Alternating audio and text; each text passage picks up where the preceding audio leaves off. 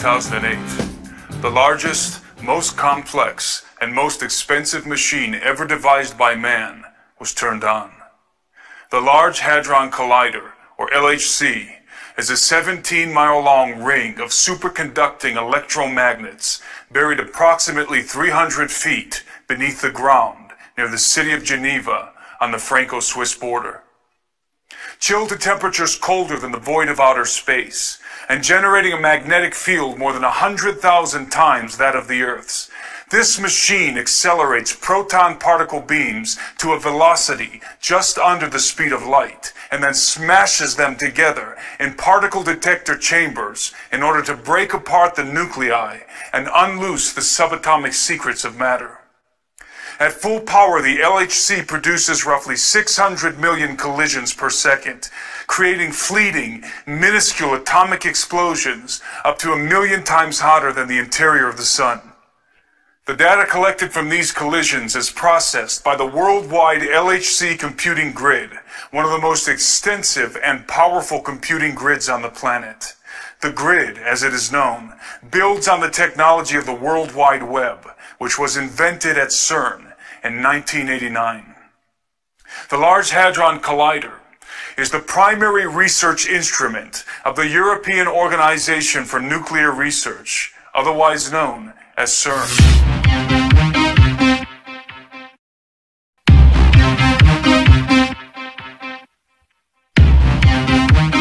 What? Wanna go? Whoa. What? Wanna go? What the fuck?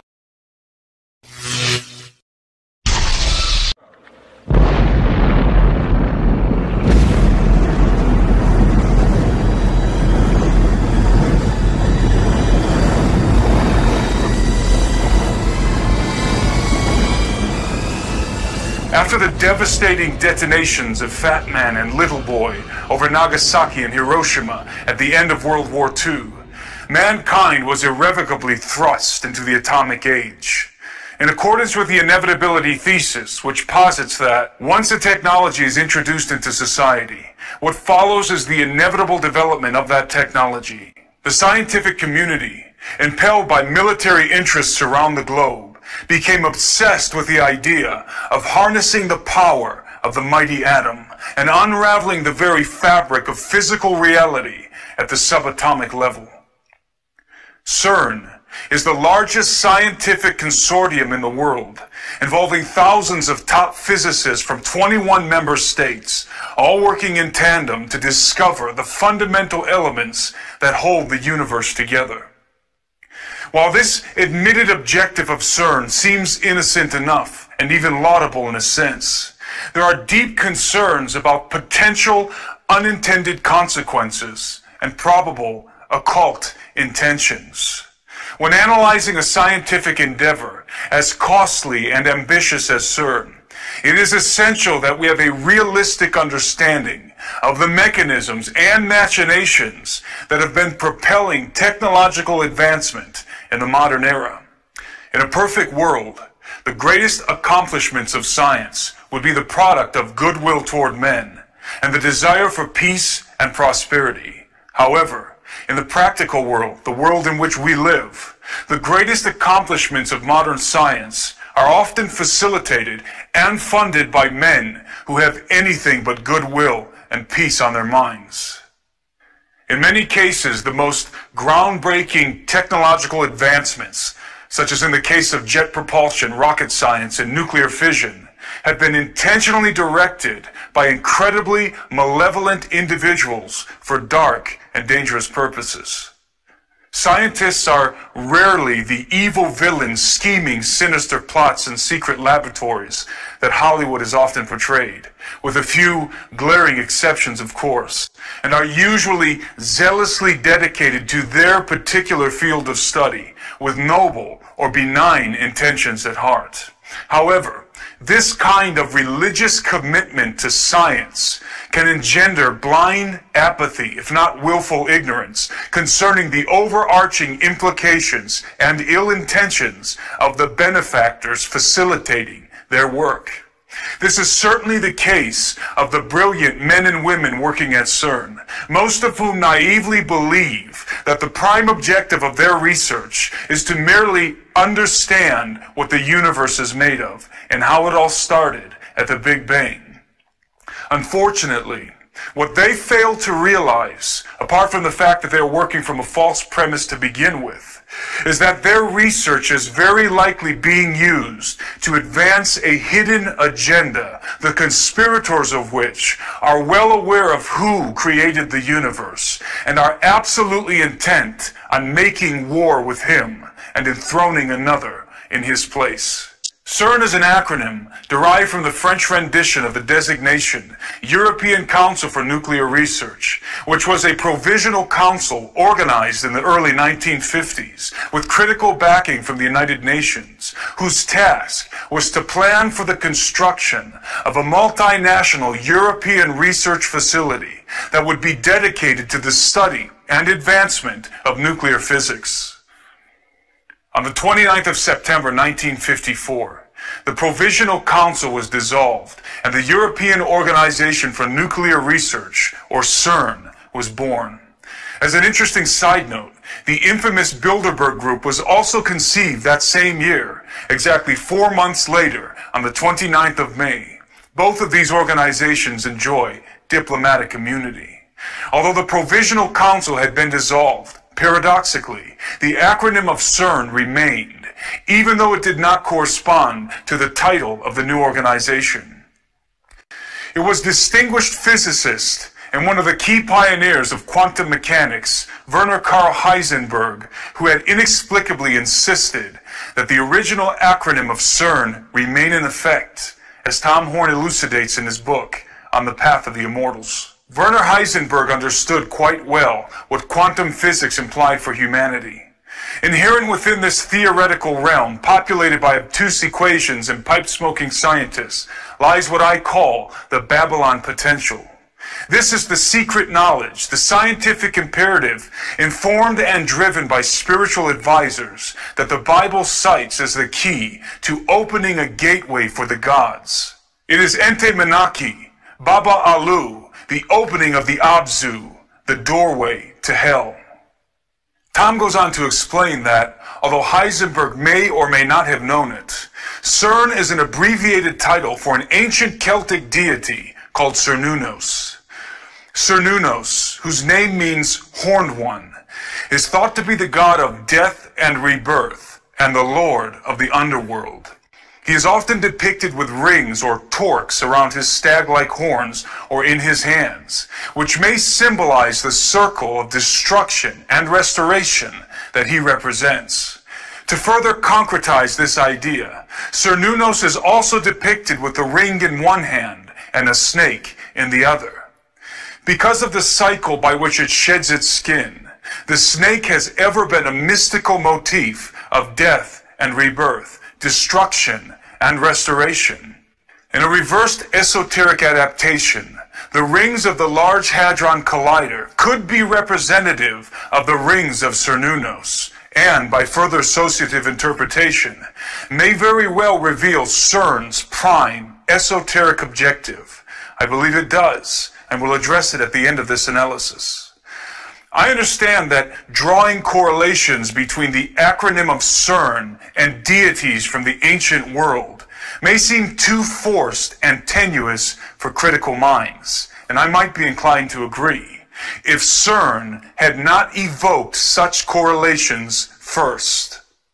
Rather than distance themselves from associations with arcane pagan deities, the directors of CERN welcomed and even celebrated the placement of a very unscientific icon in the courtyard of their main facilities. On the 18th of June 2004, a 2-meter-high statue, bequeathed by the representatives of India's Department of Atomic Energy, was ceremoniously unveiled at CERN. It was a statue of the Hindu god Shiva, engaged in the Nataraja, the cosmic dance of destruction. Shiva is one of 3 members of the Trimurti, the Hindu Trinity, in which the cosmic functions of creation, preservation, and destruction are personified in the forms of Brahma the creator, Vishnu the preserver, and Shiva the destroyer, who is also known as the transformer. It is important to understand that in Hindu mythology, Lord Shiva destroys the world in order to renew, restore, and reconstitute it.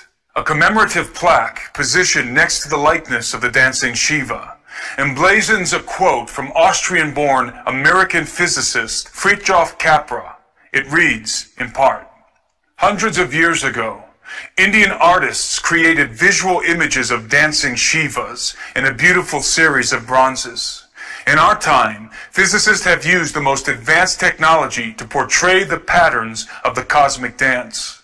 The metaphor of the cosmic dance thus unifies ancient mythology, religious art, and modern physics." Think about this, says Steve Quayle in his book True Legends. A symbolic statue of what might be a fallen angel who promises to destroy things as we know them now and rebuild a new, improved universe, with a plaque basically saying the facility will be trying to unify mythology, religion, and physics.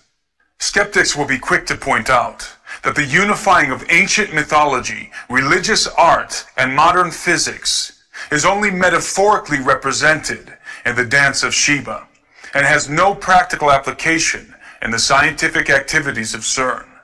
Again, I might be inclined to agree, except for the fact that CERN has been deliberately encouraging the coalescence of mythology, art, and physics in very bizarre ways. In 2014, a dance opera entitled Symmetry was performed and filmed at the CERN facilities, including inside of the Large Hadron Collider. Directed by filmmaker Ruben Van Leer and featuring the voice of American soprano Claren McFadden, Symmetry was a collaborative project involving not only choreographers and dancers from the production team, but many of CERN's own scientists. Once again, rather than distance themselves from arcane and mythological associations, the scientists at CERN embraced this highly esoteric and occult-laced production.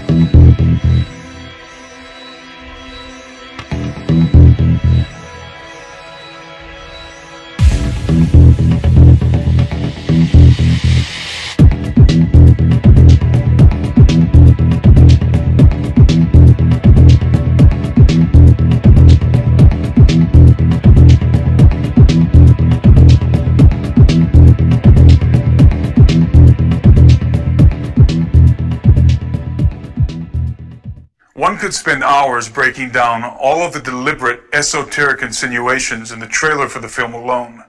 But in the interest of time, let me just point out one of the more obvious details.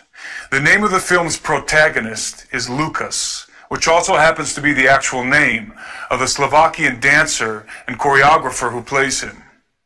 Without plunging too deeply into etymological roots, the name Lucas means bringer of light, and is in fact a derivation of the Latin term Lucifer.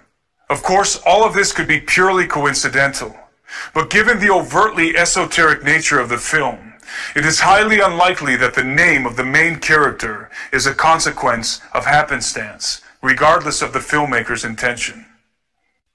The truth is that the occult, art, and science have always been fundamentally entwined. The natural synthesis or symmetry that binds them is perhaps best illustrated in one man, Sir Francis Bacon. Bacon, who is widely considered to be the father of modern science and the primary proponent of the scientific method, which is the very underpinning of CERN, was himself an occultist, artist, and scientist. In fact, there is reason to believe that Francis Bacon is the true face behind the dubious mask of William Shakespeare. There is, in truth, no incongruity between the material and the metaphysical world, the physical and the spiritual. They are merely two sides of the same coin, both essential parts of the whole. When one penetrates deeply enough into what we call physics, one discovers, inevitably, the veil that separates these two realities. Occultists have always been aware of this fact. Even to Francis Bacon and his scientific contemporaries, many of whom were members of the mystery schools, deciphering the mechanisms of the material world was but the means to a far more important objective: to make contact with the entities lurking on the other side of the veil. This veil is often described as a dimensional doorway that allows access into realms beyond the perceivable world. The concept of unperceivable dimensions existing essentially in the same space we physically occupy is not only very probable, but also very widely accepted in the scientific community. Many top physicists are quietly hoping that the proton collisions happening at the Large Hadron Collider will puncture the fabric of our four-dimensional confine and allow us to peek through the keyhole, as it were, into another dimension or alternate universe. Some physicists have not been so quiet about this very real possibility. During a press briefing in 2009, Sergio Bertolucci, Director for Research and Scientific Computing at CERN, made the following curious statement. The Large Hadron Collider could open a doorway to an extra dimension, and out of this door might come something, or we might send something through it. There is no question that the scientists working at CERN hope to open a dimensional doorway. The real question is, what is the something that might come through when they do? Of course, for the particle physicist, the answer is simple. They hope to discover new particles that might exist on alternate dimensional planes. There is no doubt that this is the true and honest intention of the vast majority of physicists working at CERN. The problem is, as previously illustrated, that scientists, despite their best intentions, have always been little more than expendable tools in the hands of their benefactors. The pinnacle of science, for its elite occult practitioners, is not discovery, but contact. There are many indications that the power players of our world, including the Vatican, are preparing to make contact with the gods of the old world.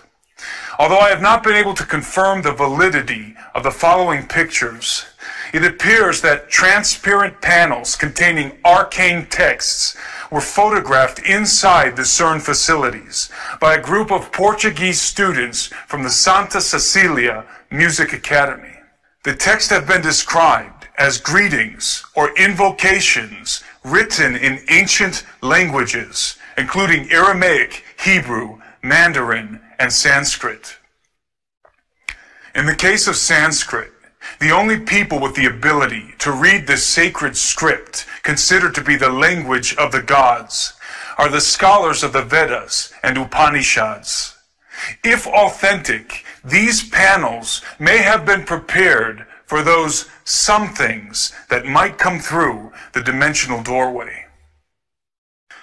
It may seem to those unfamiliar with the theoretical realm populated by obtuse equations and pipe-smoking scientists, as Horn aptly puts it, that this analysis is nothing more than hearsay, hyperbole, and wild speculation. But as any theoretical physicist worth his salt will admit, particle physics and quantum mechanics is a world in which fact and fantasy are at times indistinguishable. When it comes to CERN and its Large Hadron Collider, There is no shortage of theoretical doomsday scenarios, many of which have not been propounded by unlearned laymen such as myself, but by some of the most esteemed scientific minds in the world. The following is a brief list of the theoretical possibilities relating to the activities of CERN, and is by no means exhaustive. Each one of these points represents either a scientific reality or a hypothetical possibility based on incredibly complex concepts and mathematical formulas that I won't even attempt to explain or pretend to understand. Number 1, black holes. Perhaps the greatest fear among theoretical physicists concerning the LHC is that it might create uncontainable miniature black holes that could descend to the core of the planet and literally devour it from within. It is important to note that black holes are only theoretical constructs and have never been proven to exist. Black holes were first discovered as purely mathematical solutions of Einstein's field equations and are not necessary in Tesla's electric universe model. To date, black holes are science fiction. Number 2, antimatter weapons. Unlike black holes, antimatter is not theoretical. Not only can it be measured, but it is already being created and contained in the LHC, though in very small quantities for short periods of time, according to CERN. Antimatter has enormous explosive potential. A quarter gram of antimatter can produce an explosive yield equivalent to 5 kilotons of TNT. If CERN develops the capability to create and store significant amounts of antimatter, and some claim it already has, then highly destructive antimatter weapons will be developed.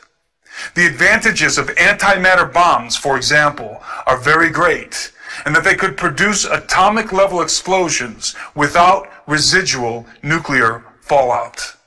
Number 3, particle beam weapons. A directed beam of high-energy subatomic particles moving at extreme velocity, such as the ones produced in the LHC, is capable of obliterating matter at the molecular level. Particle beam weapons are already on the battlefield, especially in Black Ops warfare, and the research of CERN will certainly expand and refine their military application. Number 4, time distortion and stargates.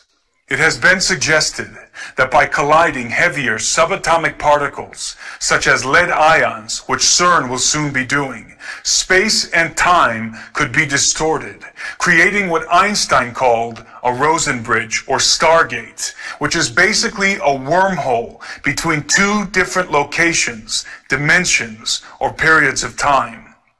It has also been suggested that such distortions in the space-time continuum could lead to what has been referred to as the Groundhog Day effect, in which time folds back on itself, allowing manipulation of the past. Number 5, DNA sequencing and artificial synthesis. Since it is a fact that the synchrotron collider at Berkeley and Walnut Creek, California, was used to help sequence human DNA for the Human Genome Project, it is certainly feasible that the Large Hadron Collider could also be employed in a similar way, but with much more precise results. There is evidence to suggest that artificial human or human hybrid genomes have already been synthesized at collider facilities, including CERN. Number 6, strangelets.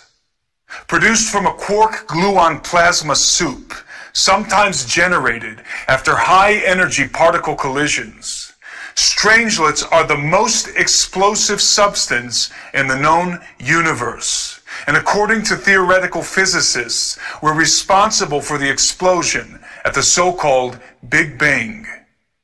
Contrary to popular belief, strangelets are not theoretical, but have been confirmed to exist at the Brookhaven National Laboratory located on Long Island, New York, where physicists working with the Relativistic Heavy Ion Collider, or RHIC, are attempting not only to produce strangelets, but to contain them. The potential gains of this endeavor for the military-industrial complex are self-evident. Because the LHC is a much higher energy collider than the RHIC, strangelet production and containment is even more feasible at CERN. There can be no doubt that in the best case scenario, the world is about to witness the most dangerous and potentially deadliest arms race in human history. However, there is something percolating in occult shadows behind the scenes that is even more disturbing than a super collider arms race. When the sum of possibilities is considered, what we have at CERN ultimately is the potential to develop weapons for waging war with enemies far more powerful than mere human beings. This is the Babylon potential to which Tom Horn refers, the ability to open the forbidden gates of the gods and make war with the hosts of heaven, as was likely Nimrod's objective in the plains of Shinar. And this leads me full circle to what I believe to be the supreme hidden purpose of the Large Hadron Collider and CERN. Recall that the Celtic deity Cernunnos, the horned lord of the underworld, represents the cycle of death and rebirth, of destruction and restoration. I believe that the Luciferian priesthood behind the thrones of the European Union and the United Nations intend to use CERN as the key to literally open the gates of hell in order to release the gods that have been imprisoned there, those fallen watchers and arcane entities bound with chains in the abyss of Tartarus. Their prime objective is the restoration of the Golden Age, when the gods mingled themselves with the seed of men, and their hybrid offspring ruled the earth. All of our research points inexorably to this grand conspiracy. It is my contention that the earth is even now being slowly terraformed via chemtrailing, HARP, and other such clandestine programs in order to reconstitute the conditions that existed on the planet before the flood of Noah, in anticipation of the hybrid race that is coming. By breaking the subatomic bonds of matter and casting away the cords that hold the material world together, mankind will willingly tear the veil that has been established for his own protection and unleash a darkness and chaos that the earth has not seen for many ages. This is the master plan of the Luciferian elite, who seek to open forbidden gates and usher in the entities that will lead them in a futile war against the Lord and against his anointed. Their great hope, and that of Lucifer's, is to usurp the throne which belongs to the Son of Man and install the man of sin and of lawlessness in his place.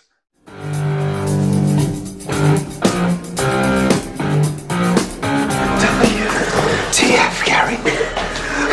WTF? What the fuck does WTF mean? What the fuck? Oh.